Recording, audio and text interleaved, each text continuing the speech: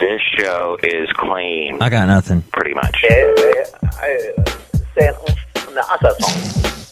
Mike's Daily Podcast. Effizode 783. Hello, it's Mike Matthews broadcasting from the last place on earth located somewhere in Podcaster Valley, California.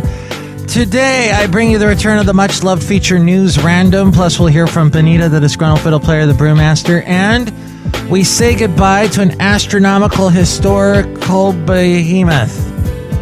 Philae, the Comet Lander, says goodbye. Mike's Daily Podcast. And on the last show, we time traveled to the 90s, and in the sky, Mike's Daily Podcast. we flew over to the Malibu studios where they filmed The Biggest Loser, and we dropped off Madame Rootabega to work out with Dolvet. She is such a user because she wants to use Dolvet's body because he's so fit. And speaking of fitness, I'm getting really mad at BMI. I'm a witness to how the BMI body mass index Mike's Daily Podcast is a pain in the butt. Oh yeah, and Floyd and John Deere partied with Elton John. We traveled back in time Mike's to the 90s. Daily And they went and Podcast. clubbing with Elton. Yeah! That's gotta leave one tired and exhausted, I would imagine. Oh my! Look who is walking in. Hi, Mac! It's Benita, the rodeo queen. How you doing? And to Disgruntled Fiddle Player, tell you what, What? I think, Mike, you look fine. You don't need to lose any weight. In fact, if anything, I think you could gain a little weight. Drink some more of your Matthews Chinos. So I did a little bit of investigating, and I looked at sparkpeople.com, which is what I lost quite a bit of weight on that back in 2009. And I love Spark People because it's got flashy colors and things, and it really helps you dissect exactly what's in the food you're eating. So I did a rundown. Oh, look who else just walked in. Hello there, Mike. I make the root beer. I'm the brewmaster. Oh, boy. Brewmaster, did you make a Matthews Chino root beer? Yeah, I'm working on that right now. No, you're not. You're just blowing smoke up my caboose. Mike, no, really, it's delicious. I make the Matthews Chino root beer. Oh, boy. Uh-huh. Do you know what's in it? Kale, broccoli, parsley, and thyme. That would be not a good drink in a root beer, I would imagine, but quite healthy. No, Matthews Chino has coffee, strong coffee. You have your fat-free milk. You have just a couple...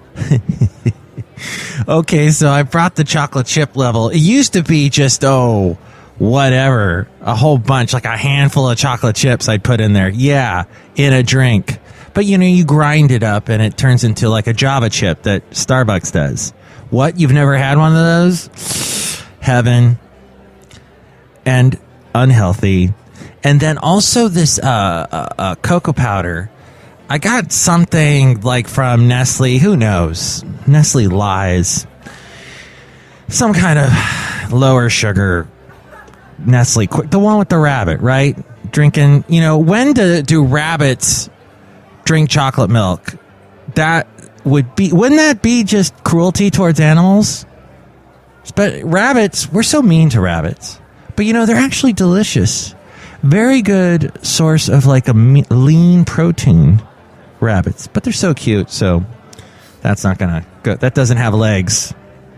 Especially after you eat a rabbit. Thank you. I don't know if that was a joke, but it was trying to be. I even slurred that punchline. That was horrible. Especially if you eat the rabbit. It doesn't have legs. Okay, thank you. You're too kind. I know. That wasn't necessary. So Madame Rootabega drank one of my Matthews Chinos and it tore her chinos. Try some of my Matthews Chino, Brewmaster. Same effect? Yeah, my chinos are it. Oh, boy. So you're not drinking the one with less chocolate chips. In fact, I put just 2 chocolate chips in this Matthews Chino. And just a tiny, like half a teaspoon of cocoa. And then it's mostly cinnamon, coffee, and fat-free milk.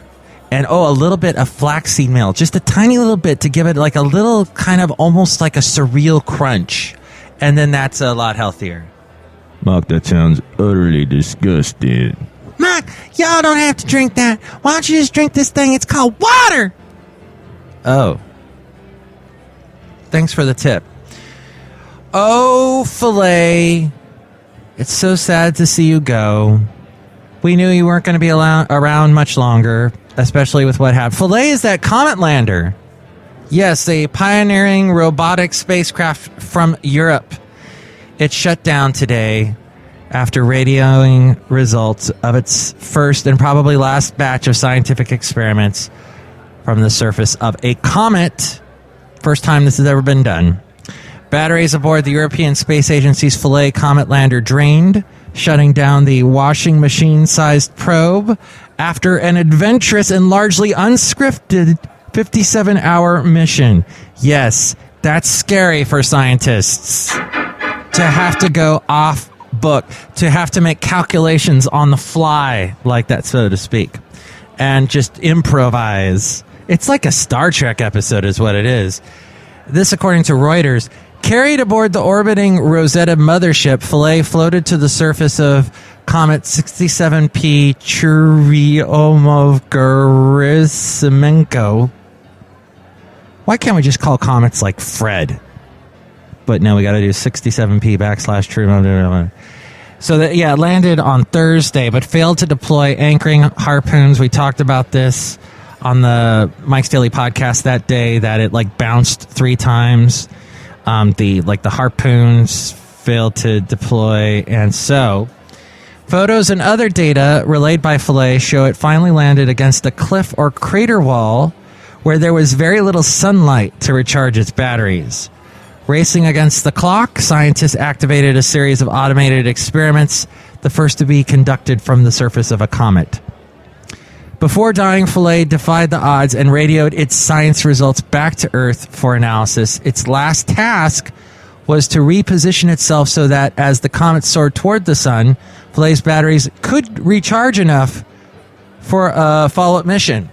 Philae's drills were able to descend about 25 centimeters or 10 inches yesterday, penetrating the surface. So that was good. Yeah, we want to find out all this information about comets. See how, where did life come from? And, is there ice on it? Did the ice have ancient organic molecules on them? Well, there are all kinds of information we can get from comets. So maybe the next time we do this, we'll have a little bit more success. What do you think about Philae? What do you think about Chick-fil-A? Have a blessed day. That's what they tell you as you leave Chick-fil-A. Well, the one that I used to go to in Athens, Alabama. Mark, they are very religious. That's why I go and I eat there all the time. It's not really the best food for you. I don't care. They believe in Jesus. Mark, y'all gotta eat something that's healthy for you called an apple. I ate one today. Good. Benita, you're full of wisdom. Thanks. And also, I'm full of gas. Because I ate a bunch of oatmeal that was infused with gas. Does oatmeal have gas? I'm not sure. Okay. The rabbit doesn't have any legs. Bye. I tried to leave with a joke. Isn't BMI also like a songwriter union? Well, and they'll sue you if you put if I were to start playing Taylor Swift's new song, Shake It Off, right now, which I know you want to hear that Shake It Off, Shake It song. But I'm not. You're welcome. Yeah, so if they're the ones that sue you if you play that on your podcast or your radio show or whatever. But I talked to someone who is fit, and they told me that the BMI is not the best gauge to go by. But it torments me, it spites me, and I will try to degrade and diminish you, BMI. The body mass index. You will not rule me. Oh, okay, you're kind of going to rule me, but I'm going to show you up so that your chart will no longer be the bane of my existence. Yes, I spoke of the BMI chart earlier this week when I first got it. Actually, that was on Thursday, too. So this show is not a rehash of Thursday, by the way. But you can submit what you think of BMI, the songwriter publishing royalty thing. And you can also tell me what you think of the body mass index thing, too. Email me, mikesdailypodcast@gmail.com. We read your comments on the section emails from email. You can also email me there if you'd like to be a guest on the show or if you'd like to sponsor the show, mikesdailypodcast@gmail.com. There's also the website, mikesdailypodcast.com, with links to where to listen to the show in iTunes. Subscribe to the show in iTunes. And you can also comment and rate the show there. If you do that, that helps our ranking and more people find out about us if you do that. There's also links to where to find us on Facebook. Like the Facebook page. When I post a new show, share it with your friends and more people find out about us that way too. Another great way to support the show is through clicking on the Amazon link that we have at mikesdailypodcast.com. If you click on that and buy something, why, you know, because you're going to buy stuff this time of year because of the holidays, and then like my birthday's coming up. So, you know, there's a lot of people that were born in November and December. If you're going to buy anything for them, go through the Amazon link at mikesdailypodcast.com. Just go to mikesdailypodcast.com first. There's also links to where to find us on YouTube, SoundCloud, Stitcher, Spreaker, Mixcloud, Podomatic, Yelp, Tumblr, and Twitter, and all my past interviews, the blog, and the daily podcast picture are at mikesdailypodcast.com. And rabbits, please keep your legs. Especially you Playboy bunnies. Mike, I would agree with you right now, but my wife is just on the other side of this door. Yeah, best that you don't. News Random. So here's some various news stories in a sort of a random mix that I'd like to tell you about. And the topic we are going to discuss is health. And these stories I pulled from What's Happening's Tri-City Voice, which is a free paper that we get here around the East Bay, particularly Podcastro Valley, Hayward, Union City, Fremont, that area.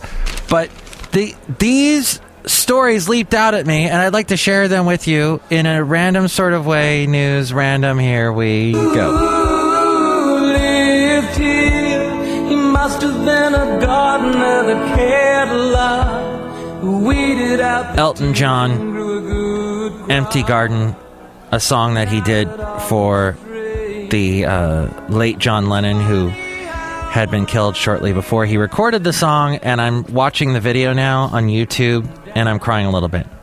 But that's not what this story is about. It's about gardens, and about garden superstitions, yes. Did you know, for example, here's a superstition about an apple.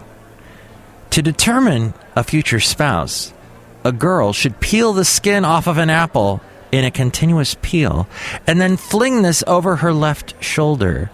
When the peel meets the ground, the letter formed will be the initial of a prospective suitor.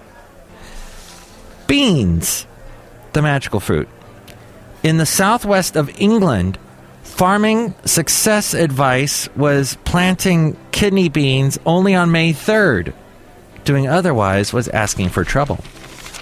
Beets, highly prized by ancient Greeks for their beneficial effects, beets were touted as a treatment for colds and headaches.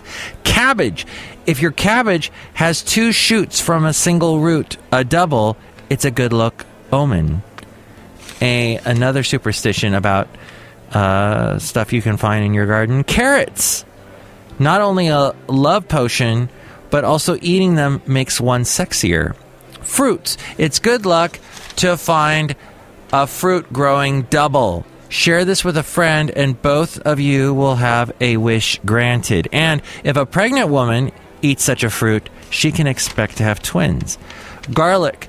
There are endless international superstitions about garlic's ability to purge evil spirits from a house. However, strands of garlic hung about windows and doors will keep nosy vampires away. Leeks. For battle strength and protection, long ago, Welshmen would rub leek plants over their body. This tradition sometimes shows up as decor in Welsh sporting events today. Lettuce.